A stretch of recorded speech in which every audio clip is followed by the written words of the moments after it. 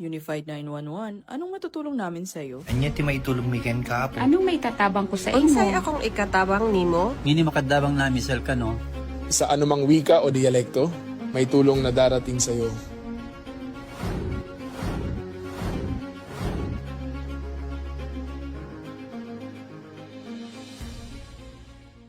Lilingkod sa bawat Pilipino at magbibigay ng tamang impormasyon para sa tahimik at maayos na Pilipinas. Police News Network, alagad ng batas, tagapagtaguyod ng balitang pulis, sandigan ng mamamayan, patnubay ng katotohanan. Kampo Krame, maghahatid ng pinakahuling kaganapan at nagbabagang balita. Ito ang PNN Police News Network. At ngayon, ang inyong mga tagapagbalita. Magandang araw, Bagong Pilipinas. Ako ang inyong tagapagbalita, tagataguyod ng Balitang Pulis, NUP Loreto Bonifacio Concepcion. At ngayong araw ng Miyerkules, makakasama po nating muli bilang special guest co-host si Miss Ricky Abuel de la Peña, Miss Universe Philippines Lukban 2024 at Miss Philippine Youth Grand Winner 2019. Kamusta, Miss Ricky? Magandang umaga po, Sir Iton, at sa ating mga viewers. Huwag po nating kalimutan i-like, i-follow at i-subscribe ang page ng Philippine National Police, Police Community Affairs and Development Group, PKG Tagapag-Ugnay at Police News Network. Kami po ay maghahatid sa inyo ng tamang balita, kwento ng pulis at serbisyo para sa mamamayan. At ito po ang PNP News Online. Ang pangunahing balita ng Police News Network, alagad ng batas, tagataguyod ng Balitang Pulis.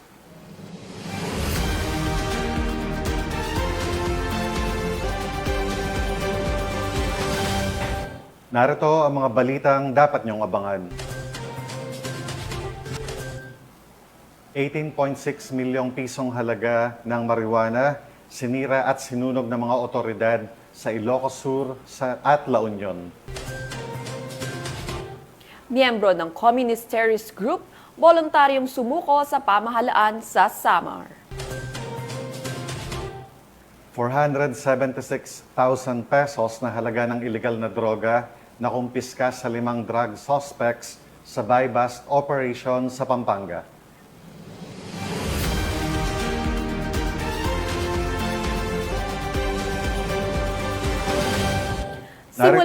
Narito ang mga balitang hatid ng ating PNN correspondents mula sa iba't ibang panig ng bansa.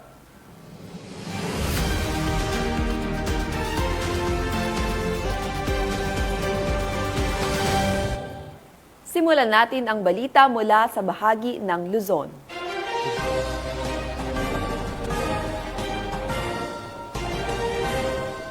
Sa patuloy na pinaigting na kampanya ng Philippine National Police kontra illegal na droga, aabot sa 18.6 milyong halaga ng marijuana ang sinira at sinunog ng mga otoridad sa Ilocos Sur.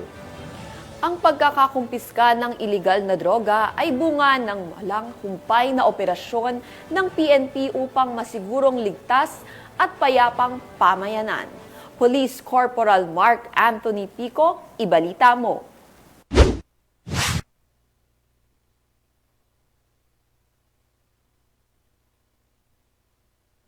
Umabot sa mahigit 18.6 milyon halaga ng marijuana ang tuluyang nasira at sinunog sa loob ng 4 na magkakasunod na araw ng operasyon na isinagawa ng Police Regional Office 1, katuwang ang Philippine Drug Enforcement Agency Regional Office 1 sa mga kabundukan ng Sugpon, Ilocos Sur at Santol, La Union.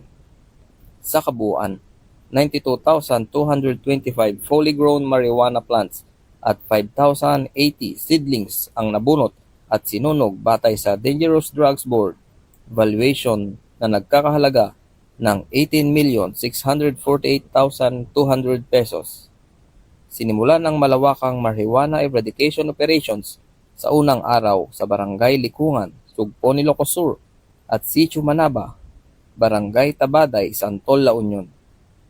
Sa Sugpon, 5 taniman ang nadiskubre kung saan 18,500 fully grown marijuana plants at 1,250 seedlings na nagkakahalaga ng 3.75 milyon ang winasak. Samantala, 7 namang taniman sa Santol, La Union ang nadiskubre at sinunog na nagresulta sa pagkasira ng 11,300 fully grown plants at 2,830 seedlings na tinatayang nagkakahalaga ng 2.37 milyon. Nagpatuloy ang operasyon sa ikalawa at ikatlong araw sa parehong barangay sa Sugpon, kung saan natuklasan pa ang 4 na taniman na may 18,025 fully grown marijuana plants na nagkakahalaga ng 3.6 milyon. Sinundan ito ng isa pang operasyon sa parehong lugar kung saan sinunog ang 37,800 halaman na nagkakahalaga ng 7.56 milyon. Sa huling araw ng operasyon, 3 taniman pa ang nadiskubre sa barangay Likungat, kung saan sinunog ang 6,600 fully grown marijuana plants at 1,000 seedlings na may kabuuang halaga na 1.36 milyon. Bagamat walang naaresto sa 5 magkakasunod na operasyon, binigyang diin ng PRO1 ang pangunahing layunin ng kanilang pagkilos ay ang tuluyang pagsira sa pinagmumulan ng iligal na droga upang hindi na ito makarating pa sa pamilihan. Ang droga ay hindi lamang problema ng pulisya. Ito ay problema ng bawat tahanan, ayon sa pahayag ng PRO1. Ang pagkasira ng 18.6 milyon halaga ng marijuana ay malaking tagumpay, ngunit kailangan namin ang patuloy na suporta ng komunidad. Huwag matakot magsumbong. Ang inyong impormasyon ang nagdala sa amin sa mga liblib na taniman na ito. Magkaisa tayo upang tuluyang malinis ang ating rehiyon sa salot na droga ngayon at sa mga susunod pang henerasyon. Sa tagumpay na ito, nagpapatuloy na ang kapulisan ng Region 1 ay maaasahan, malalapitan at mapagkakatiwalaan. Mula dito sa Ilocos Region, ako ang inyong PNN correspondent, Police Corporal Mark Anthony Pico, alagad ng batas, tagataguyod ng Balitang Pulis. Maraming salamat, Police Corporal Pico. 476,000 pesos na halaga ng ipinagbabawal na gamot nasabat sa anti-illegal drug operation ng PNP Pampanga. Isang high-value individual at 4 na iba pa arestado. Yan ang balitang hatid ni Patrolwoman Lixen Reyes Saweran. Isang high-value individual at 4 na kasamahan sa matagumpay na isinagawang buy-bust operation ng mga operatiba ng Florida Blanca Municipal Police Station katuwang ang 302nd Regional Mobile Force Battalion 3 sa Purok 8 Barangay Bodega, Florida Blanca, Pampanga. Kinilala ni Police Colonel Eugene M. Marcelo, Provincial Director ng Pampanga Police Provincial Office, ang high-value individual na si alias Bukol, 32 anyos na lalaki, may asawa, at residente ng Barangay Santa Cruz, Lubao, Pampanga, at 4 na kasamahan na sina alias Jess, Ryan, Melvin at Maris. Ayon sa ulat, nakumpiska sa operasyon ang tinatayang 70 gramo ng hininalang shabu na may halagang 476,000 batay sa standard drug price, isang unit ng Colt caliber 45 pistol na may magazine at 4 na bala. Ang mga sospek ay nahaharap sa kasong paglabag sa Republic Act 9165 o Comprehensive Dangerous Drugs Act of 2002. Dinala sa Florida Blanca MPS ang mga ito at ang mga ebidensya para sa wastong dokumentasyon at disposisyon. Patuloy ang pinaigting na kampanya ng Pampanga PNP laban sa iligal na droga bilang patunay ng kanilang dedikasyon sa pagpapanatili ng kapayapaan, kaayusan at kaligtasan ng publiko. Mula dito sa Police Regional Office 3, ako ang inyong PNN Correspondent, Patrolwoman Lixen Reyes A. Saweran, alagad ng batas, tagataguyod ng Balitang Pulis. Maraming salamat, Policewoman Saweran.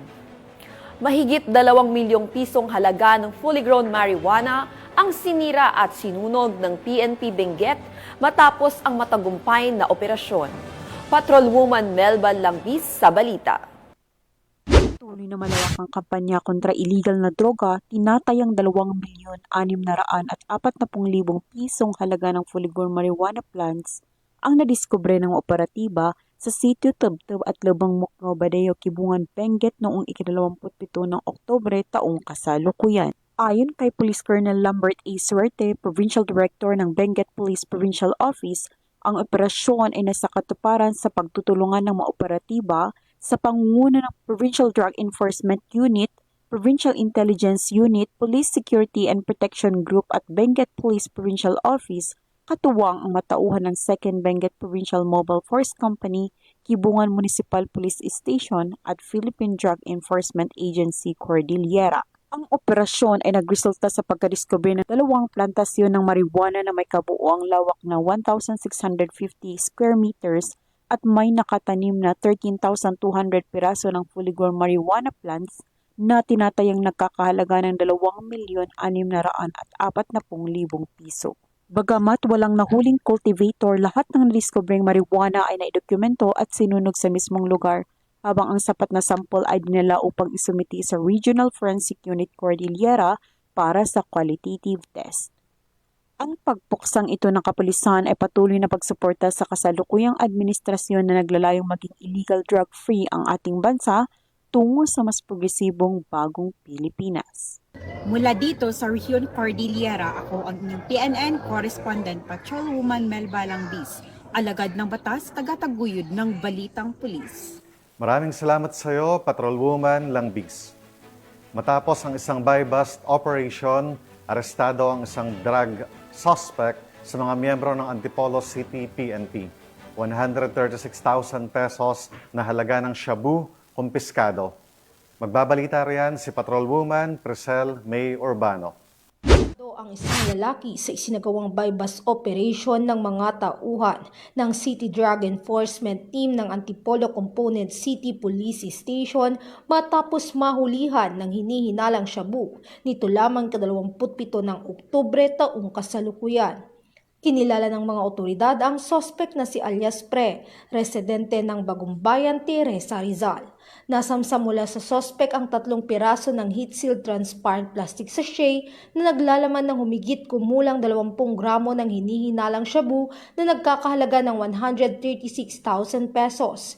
Isang 500 peso bill na ginamit bilang buy-bust money at isang coin purse. Kasalukuyang nasa kustodiya ng Antipolo Component City Police Station ang suspect at nakatagdang isa ilalim sa inquest proceeding para sa paglabag ng Republic Act 9165 o ang Comprehensive Dangerous Drugs Act of 2002.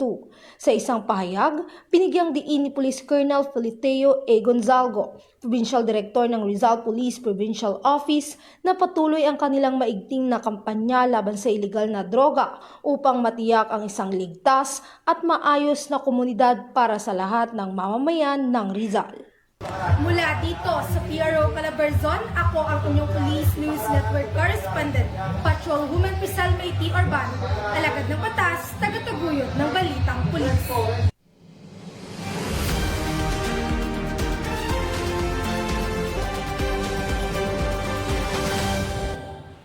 Tunghayan naman natin ang mga balita mula sa Visayas.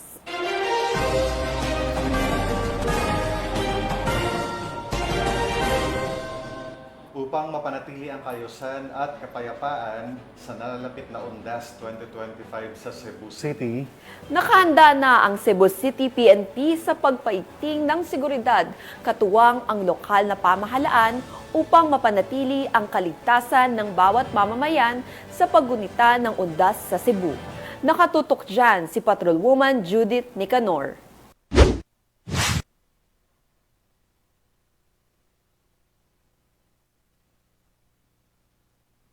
Puspusang naghahanda ang Cebu City Police Office para sa nalalapit na pagdiriwang ng UNDAS 2025 bilang bahagi ng layuning matiyak ang ligtas, maayos at mapayapang paggunita sa Cebu City. Isinagawa ang coordination meeting on the UNDAS 2025 Deployment Plan noong Oktubre 27 taong kasalukuyan sa Cebu City Hall na pinangunahan ni Honorable Mayor Nestor D. Archibal. Dumalo sa pagpupulong sina Police Colonel Enrico Evangelista Figueroa, Acting City Director ng Cebu City Police Office, mga pinuno ng iba't ibang departamento ng Cebu City Government at mga kinatawan mula sa mga katuwang na ahensya. Tinalakay sa pagpupulong ang komprehensibong plano ng lungsod para sa seguridad, pamamahala ng trapiko, suporta sa logistika at pangkalahatang kaligtasan ng publiko sa panahon ng UNDAS.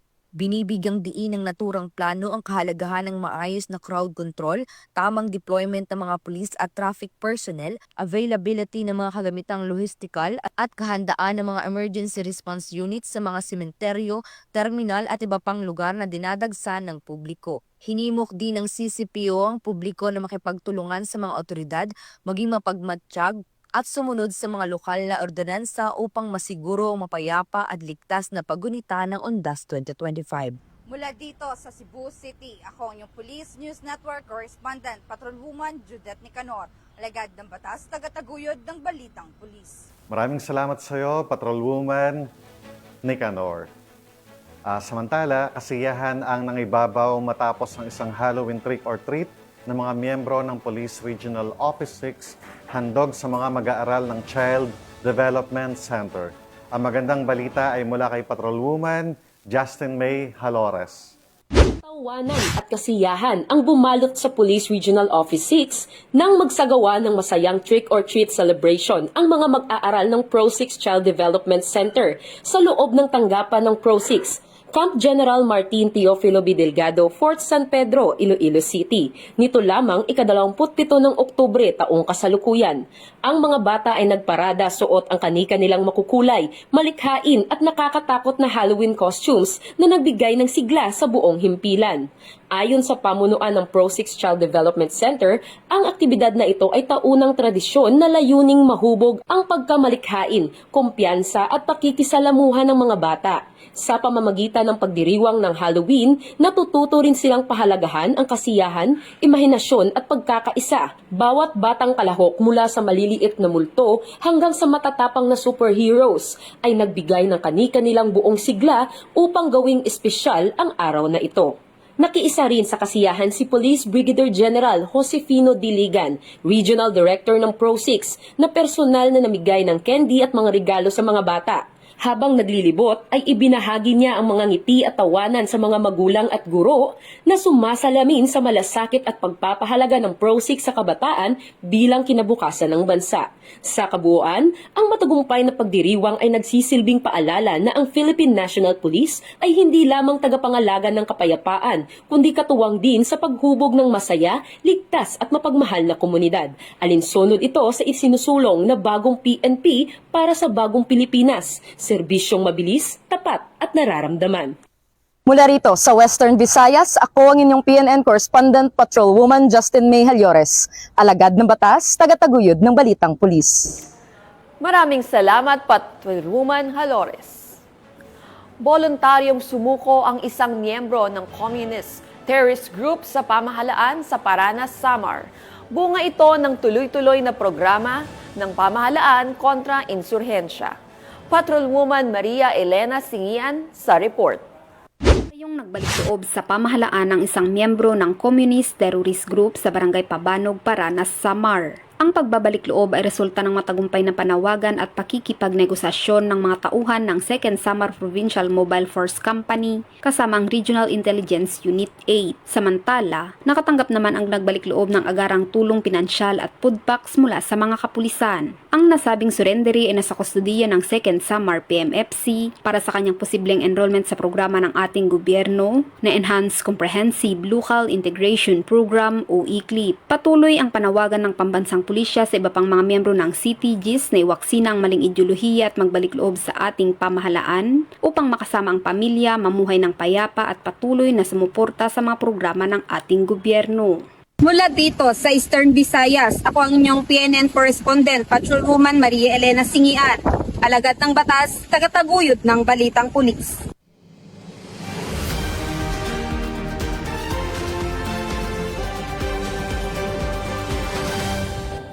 Narito naman ang mga balita mula sa bahagi ng Mindanao.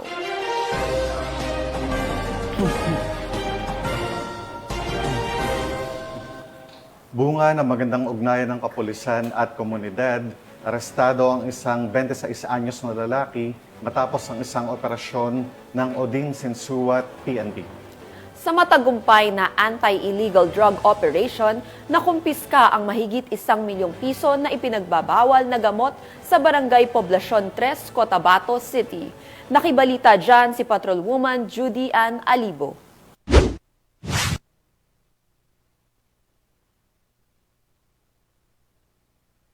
Nasamsam ang 1,156,000 pesos halaga ng iligal na droga mula sa isang high-value individual sa isinagawang operasyon ng Dato Udin Sinsuat PNP sa Barangay Poblacion 3, Cotabato City, nito lamang 27 ng Oktubre taong kasalukuyan. Kinilala ni Police Lieutenant Colonel Ismail Madin, hepe ng 2 MPS, ang suspect na si alias Dats, 26 anyos na residente ng Poblacion 2, Cotabato City. Naging matagumpay ang pagkakaresto sa suspect dahil sa pinagsanib puwersa ng mga operatiba ng Cotabato City PNP at Maguindanao del Norte PPO. Nakuha mula sa suspect ang isang Honda Click na sasakyan, 3 jumbo at isang medium-sized plastic sachet na pinaniniwala ang shabu na may timbang na 170 gramo at nagkakalagang 1,156,000 pesos, 400,000 pesos budled money, 1,000 pesos bilang buy-bust money at isang cellphone. Napag-alaman din, nakakalaya lamang ng suspect matapos masakote ng Region 12 matapos mahulihan rin ng mga iligal na droga. Ang mga nakumpiskang ebidensya ay kasalukuyang nasa kustodiya na ng naturang stasyon kasama ang suspect at nahaharap sa kasong paglabag sa Republic Act 9165 o ang Comprehensive Dangerous Drugs Act of 2002. Ang tagumpay ng operasyong ito ay bilang bahagi ng pinaigting na kampanya ng PNP laban sa iligal na droga, partikular sa pagtutok sa mga target na personalidad na sangkot sa mga iligal na aktibidad upang mapanatilang isang ligtas at mapayapang Bangsamoro. Mula rito sa riyon ng Bangsamoro, ako ang inyong PNN correspondent, Patrolwoman Judy Ann Alibo, alagad ng batas, tagataguyod ng Balitang Pulis. Maraming salamat, Patrolwoman Alibo. 38 anyos na drug suspect arestado sa buy-bust operation ng mga miyembro ng Buena Vista PNP. Patrolwoman Jacqueline Cabiles, pagbabalita. Ang isang street-level individual sa isinagawang buy-bust operation ng mga operatiba ng Buena Vista Municipal Police Station sa pakikipag-ugnayan sa PDEA 13, kung saan nasamsam ang hininalang shabu sa Purok 2, Barangay Matabao, Buena Vista, Agusan del Norte. Ayon kay Police Colonel April Mark C. Yang, Provincial Director ng Agusan del Norte Police Provincial Office, nakilala ang suspect bilang si alias Kim, 38 taong gulang, lalaki, walang trabaho at residente ng nasabing lugar. Nakumpiska mula sa kanya ang hinihinalang shabu na nakalagay sa heat seal transparent plastic sachet at isang cellphone. Kasalukuyang nasa kustudiya ng Buena Vista MPS ang suspect at maharap sa kasong paglabag sa Republic Act 9165 o ang Comprehensive Dangerous Drugs Act of 2002. Ayon kay Police Colonel Yang, ang pagkakaresto sa suspect at pagkakakumpiska ng mga pinagpabawal na droga ay bunga ng walang humpay na pagsisikap ng kapulisan ng Agusan del Norte upang sugpuin ang paggamit at pagbebenta ng iligal na droga. Mula dito sa Police Regional Office 13, ako ang inyong PNN correspondent, Patrolwoman Jacqueline Cabiles, alagad ng batas, tagataguyod ng Balitang Pulis. Maraming salamat, Policewoman Cabiles. At yan ang mga balitang nakalap ng ating PNN correspondents mula Luzon, Visayas at Mindanao. At bago tayo magtapos, nais ko pong muli magpasalamat sa ating mga masusugid na manonood ng Police News Network at syempre pa sa ating special guest co-host this morning na walang iba kundi si Ms. Ricky Abuel de la Peña. Maraming salamat sa pagpapaunlak ng aming imbitasyon, Ms. Ricky, bilang special guest co-host ng programang ito. Baka may nais kang i-promote or ipaalam sa ating mga nanonood na advocacy or upcoming event, Ms. Ricky? Iniimbitahan ko po kayo manood ng aming fashion show for a cause this coming November 16. I-visit nyo lang po ang page ng Manila Fashion Runway. Pinapasalamatan at binabati ko rin po si Acting Chief PNP Police Lieutenant General Jose Melencio Nartates Jr., Police Major General Roderick Augustus Alba, the Director for Police Community Relations. PKG Command Group na pinamumunuan ni Police Brigadier General Marvin Joe Saro, Police Colonel Joel Serrano, Police Colonel Adonis Guzman, Police Colonel Joel Ada, at sa lahat ng Personnel and Police Community Affairs and Development Group, at sa lahat ng magigiting na pulis sa buong bansa. Maraming salamat po sa inyong serbisyo para sa isang ligtas na pamayanan. At mga ka-PNN, 57 days na lang at Pasko na.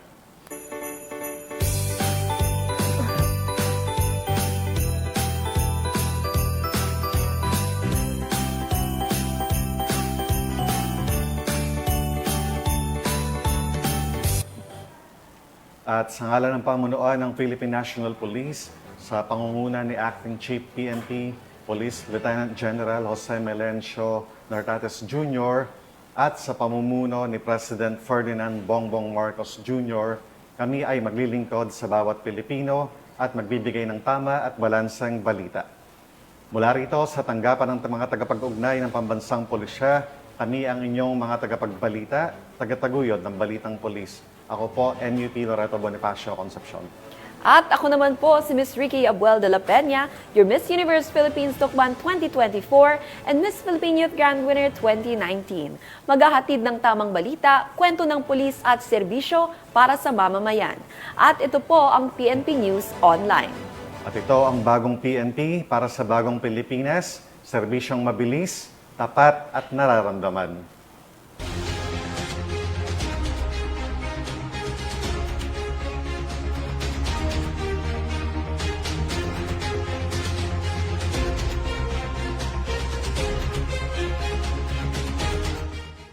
Police News Network, alagad ng batas, tagapagtaguyod ng balitang pulis.